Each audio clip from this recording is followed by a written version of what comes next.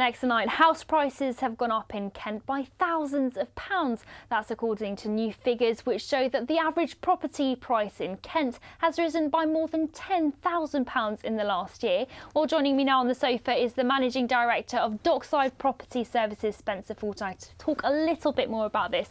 So thanks for coming in. Why do you think properties are becoming more expensive in Kent?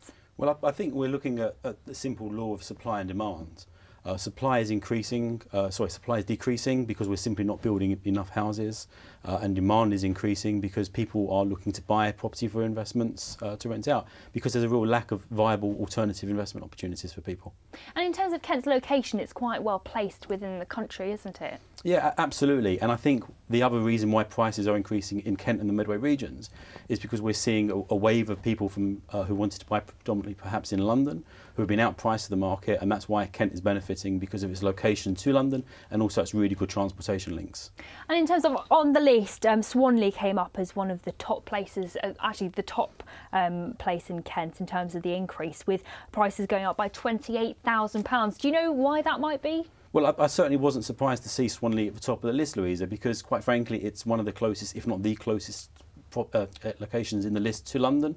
Also, there's been quite a few new build properties development-wise going on over there. You know, there's a few large house builders nationwide that have been building in Swanley, and that's had a positive effect on the prices in Swanley area.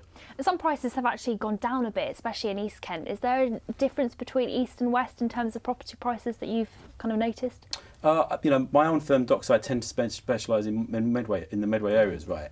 And I think there'll always be a disparity between prices between East and West Kent.